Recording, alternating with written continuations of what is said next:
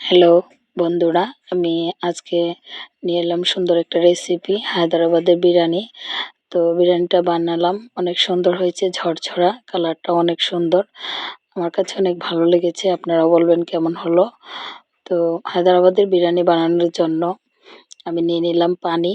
পানির মধ্যে হালকা পরিমাণে জিরা, লং, এলাচি, গোলমরিচ, তেজপাতা, লেবুর রস, হালকা পরিমাণে তেল, স্বাদ মতো লবণ দিয়ে আমি চুলাতে বসিয়ে দিলাম পানি ফোটানোর জন্য। তারপর নিয়ে নিলাম লং, এলাচি, গোলমরিচ, জিরা। তো কড়াইয়ে আমি বসিয়ে হালকা পরিমাণে ভেজে নিচ্ছি। ভাজার পর আমি সেটাকে গুঁড়ো করব।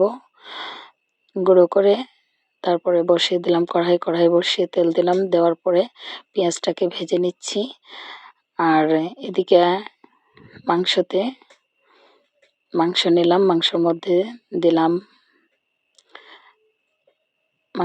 দিলাম মরিচের গুঁড়ো, হলুদের গুঁড়ো, বাখরের গুঁড়ো আর লবণ স্বাদ মতো। তারপর দিলাম আদা বাটা, রসুন বাটা, পেঁয়াজ বাটা, স্বাদ মতো লবণ দিয়ে আমি ভালো করে মেখে নিলাম।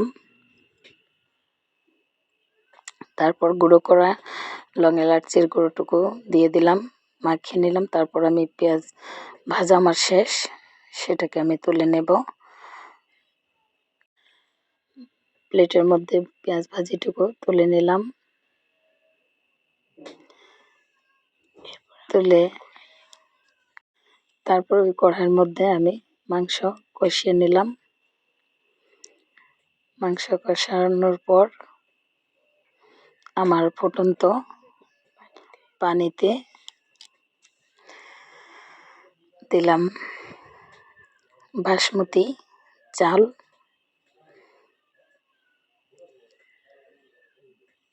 বাসমতি চালটুকু হাফ সিদ্ধ হয়ে গেলে আমি নামিয়ে নেব।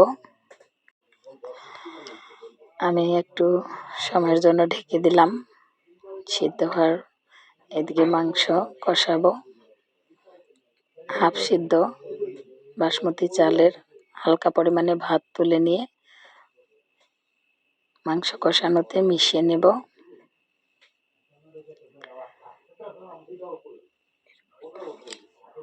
যেটুকু রয়েছে ঝুড়ির মধ্যে সেগুলো সাথে আমি কুকারের মধ্যে কষানো মাংস মিশিয়ে ভালো করে পেঁয়াজ ভাজিটুকু দিয়ে হালকা একটু সময় আমি ঢেকে দিব,